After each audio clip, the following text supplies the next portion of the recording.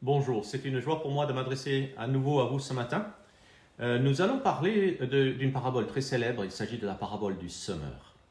J'aimerais vous inviter à la lire, si vous voulez suivre avec moi dans la Bible. Je lis dans la version de la Bible, la traduction second 21. Il s'agit donc d'une lecture tirée de l'évangile de Luc au chapitre 8 et je vous invite à lire à propos du verset 4. Une grande foule se rassembla et les gens vinrent vers lui de diverses villes. Alors il dit cette parabole. Un semeur sortit pour semer sa semence. Comme il semait, une partie de la semence tomba le long du chemin. Elle fut piétinée et les oiseaux du ciel la mangèrent. Une autre partie tomba sur un sol pierreux. Quand elle eut poussé, elle sécha parce qu'elle manquait d'humidité. Une autre partie tomba au milieu des ronces. Les ronces poussèrent avec elle et l'étouffèrent. Une autre partie tomba dans la bonne terre, et quand elle eut poussé, elle produisit du fruit au centuple. Après cela, Jésus dit à haute voix, que celui qui a des oreilles pour entendre, entende. Ses disciples lui demandèrent ce que signifiait cette parabole. Il répondit, « Il vous a été donné à vous de connaître les mystères du royaume de Dieu, mais pour les autres, cela est dit en parabole, afin qu'en voyant, ils ne voient pas et qu'en entendant, ils ne comprennent pas. » Voici ce que signifie cette parabole. La semence, c'est la parole de Dieu. Ceux qui sont le long du chemin, ce sont ceux qui entendent, puis le diable vient et enlève la parole de leur cœur, de peur qu'ils ne croient et ne soient sauvés. Ceux qui sont sur le sol pierreux, ce sont ceux qui, lorsqu'ils entendent la parole, l'acceptent avec joie, mais ils n'ont pas de racines. Ils croient pour un temps et abandonnent au moment de l'épreuve. Ce qui est tombé parmi les ronces, ce sont ceux qui ont entendu la parole, mais en cours de route, ils la laissent étouffer par les préoccupations, les richesses et les plaisirs de la vie, et ils ne parviennent pas à maturité. Ce qui est tombé dans la bonne terre, ce sont ceux qui ont entendu la parole avec un cœur honnête et bon, la retiennent et portent du fruit avec persévérance. Avant de nous lancer dans l'explication de cette parabole, dans une étude plus approfondie, quelques mots, quelques commentaires à propos des paraboles, qui est une forme d'enseignement que Jésus a beaucoup utilisé. C'était une forme d'enseignement, de conte dans un sens, qui était très souvent utilisé à l'époque, mais dont Jésus a fait un usage approfondi, fréquent.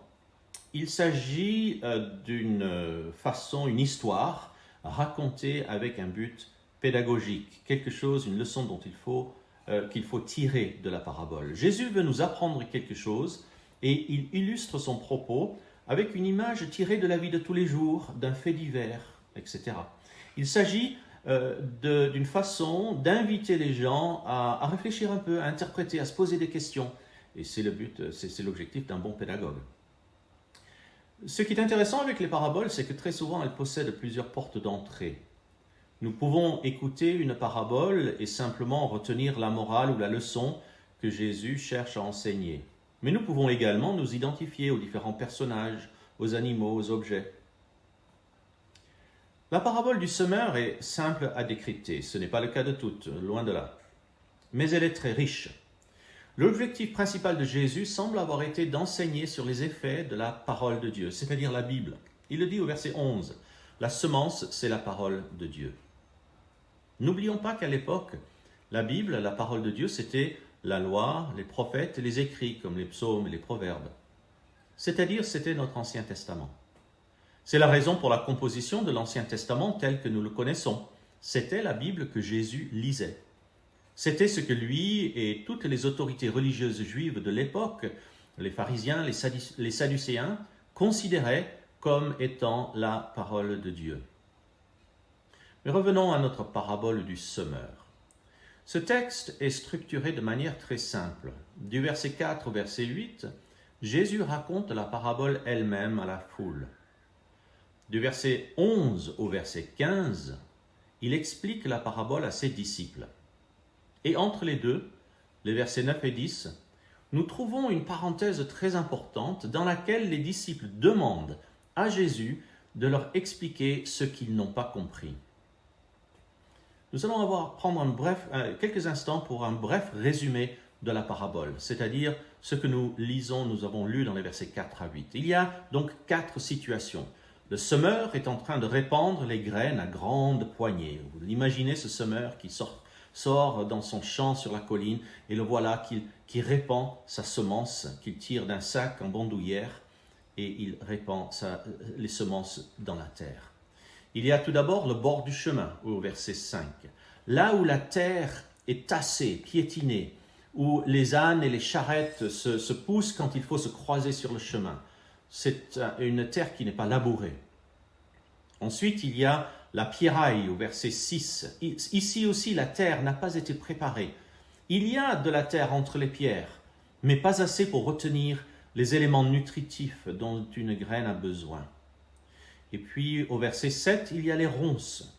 La terre a peut-être été préparée, mais elle n'a pas été entretenue. Les mauvaises herbes, les ronces, les orties, j'en sais quelque chose, c'est comme ça autour de ma maison en Bretagne.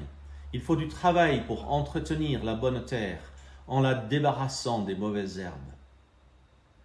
Et puis, au verset 8, la bonne terre. Non seulement la terre a été préparée, mais elle reste entretenue. Et Jésus termine avec une formule que vous avez peut-être repérée. Que celui qui a des oreilles pour entendre, entende. Il s'agissait d'une formule pour que ses auditeurs comprennent comment interpréter ce qu'il vient de leur dire.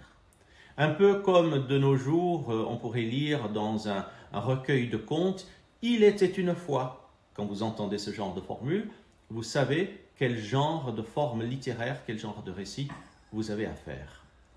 Ce genre de formule permet de savoir qu'on va raconter quelque chose d'inventé. Ici, la formule de Jésus leur met la puce à l'oreille.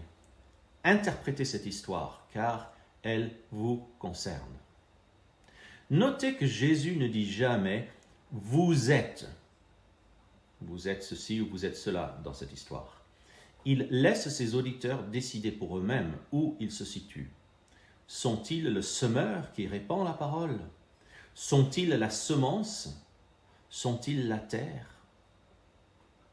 Ensuite, nous avons l'explication de Jésus, du verset 11 au verset 15. 4 réactions différentes à la parole de Dieu.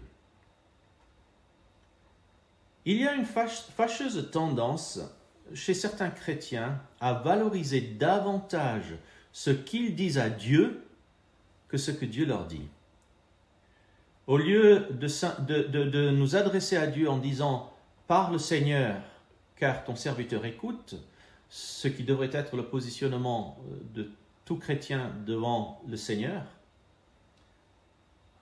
malheureusement, et je me parle aussi à moi-même en disant cela, nous avons tendance très souvent à dire plutôt « Écoute Seigneur, car ton serviteur te parle ». Il faut savoir être à l'écoute de ce que Dieu nous apprend dans sa parole. L'explication de Jésus est intéressante. Tout d'abord, au verset 12, il parle du bord du chemin. La graine ne prend même pas. Il n'y a pas suffisamment de terre pour que la graine puisse germer. Le verset 12 est très intéressant car il souligne l'action d'un ennemi. Vous l'avez certainement remarqué. Pour Jésus, il est clair qu'un agent malveillant agit autant qu'il peut pour empêcher la parole de Dieu de prendre racine et de porter du fruit. C'est comme si cette partie du champ avait été bien préparée, mais pour être stérile. Le contraire d'un bon agriculteur ou jardinier. Ce ne sont pas seulement les circonstances de la vie qui portent atteinte à la croissance de la graine ici, mais c'est une volonté malfaisante, réelle et active. C'est important pour nous d'en prendre conscience, notamment dans la mise en place de notre doctrine du diable et du mal. Ce qui est extraordinaire dans cette parole de Jésus, c'est la manière dont il décrit le salut. Il s'agit ici pour l'être humain de croire en la parole de Dieu.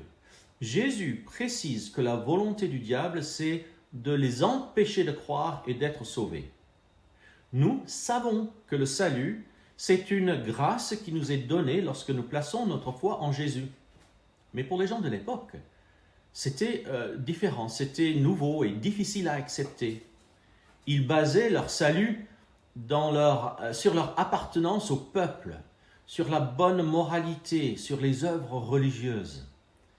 C'est très important de relever cette parole de Jésus, car elle fait partie des éléments fondateurs de toute la doctrine du salut développée dans les épîtres, notamment les épîtres de l'apôtre Paul.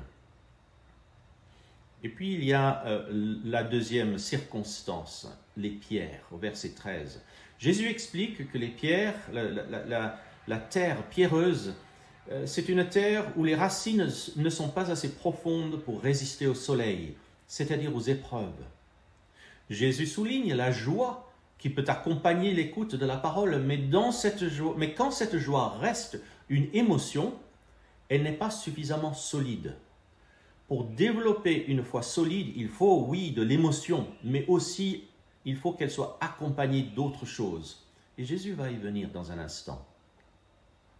Et puis au verset 14, il explique ce que sont les ronces. Les racines prennent, mais les circonstances de la vie prennent trop de place.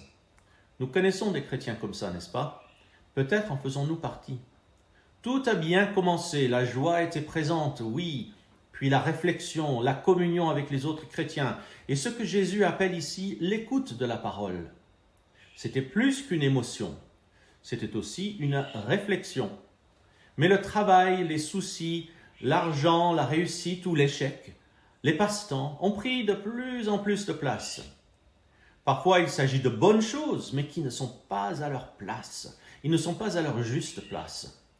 Au fil des siècles, les chrétiens ont compris que la foi nécessite que les éléments de la vie soient positionnés à leur juste place, que le rôle de la lecture de la Bible, de la prière, de la piété, dans tous ces aspects, soit bien positionné, que Dieu soit la priorité de nos pensées, de notre attention. Quand ces choses sont à leur juste place, le travail aussi en fait partie, quand ces choses sont à leur juste place, nous vivons une vie chrétienne équilibrée. Et puis, en dernière circonstance décrite par Jésus ici, nous avons la bonne terre, au verset 15. Un cœur réceptif et les bonnes circonstances pour produire du fruit. Jésus valorise le fruit, la fécondité de la vie spirituelle et de la relation avec Dieu. La terre est bonne, réceptive et elle est entretenue. Ce passage de la bonne terre introduit une idée sur laquelle nous devons porter notre attention, la persévérance. Ce n'est pas juste une question de se laisser faire. On aurait pu croire que la croissance est une question de passivité. Mais Jésus accentue ici le rôle actif de ceux et celles qui écoutent, ceux et celles dont la vie est une bonne terre. Il y a donc l'écoute pour commencer. Et puis il y a retenir ce que nous avons entendu. Il y a la réalité d'un cœur honnête et bien disposé. Et puis il y a la persévérance et tout cela ensemble, cet ensemble réfléchi, préparé, porte du fruit. Jésus revient ainsi sur une vérité fondamentale de la vie chrétienne. C'est une collaboration. Il ne s'agit pas pour nous d'être passifs. C'est une collaboration entre lui et nous. C'est ça, être vraiment disciple. Et puis il y a entre la parabole elle-même et l'explication donnée par Jésus, cette parenthèse, les versets 9 et 10, où les disciples demandent une explication à Jésus. Le verset 9, les disciples s'adressent à Jésus et lui demandent de leur expliquer ce qu'il veut dire. Leur approche est bonne. Pourquoi? Eh bien, ils vont voir le maître pour lui demander ce qu'ils n'ont pas compris.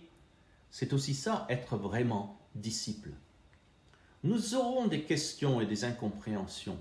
Nous ne pourrons jamais mieux faire que de les apporter au maître, de lui demander « Seigneur, je ne comprends pas, explique-moi ». il ne va pas forcément le faire tout de suite. Et même s'il nous fait attendre longtemps, nous aurons vécu un épisode avec lui. L'attente d'une compréhension, l'attente d'une explication, du moment que nous sommes en sa compagnie, est elle-même productive. Nous aurons fait un bout de chemin avec lui. Que veut dire Jésus dans son explication au verset 10 ? Que sont les secrets du royaume de Dieu dont il parle ici ? Parfois, ce genre d'expression, les secrets, ce genre d'expression est parfois traduit par le terme mystère. C'est le cas de Paul lorsqu'il parle des mystères ou des secrets dans Colossiens 2, verset 2, à propos du salut par la foi. Il s'agit de quelque chose qu'on peut comprendre, mais jamais entièrement. Et ce que l'on comprend provient de la foi. Ce n'est pas du tout que Dieu souhaite garder le secret, il ne veut pas garder le salut secret pour certains et ne le révéler qu'à d'autres, non. Il est en train de dire que les secrets ou les mystères de Dieu ne peuvent se comprendre que par la foi. Et il souligne que certaines personnes n'ont pas la foi. En conclusion, comme toute parabole, il ne faut pas pousser cette histoire trop loin. Ce n'est pas parce que tu as douté un jour de Dieu que tu es une mauvaise terre. Les disciples ont douté et ils ont fondé l'Église à la suite de Jésus-Christ. Cette parabole est une invitation à se positionner et puis à progresser. J'étais une terre pierreuse, encombrée de ronces. Je n'ai pas su entretenir ma réceptivité à la parole de Dieu. Il n'est jamais trop tard pour se remettre à jardiner. D'ailleurs, le printemps arrive dans quelques semaines. Il est temps d'ouvrir les catalogues de semences, de visiter les jardineries et de se mettre à préparer la terre. Amen.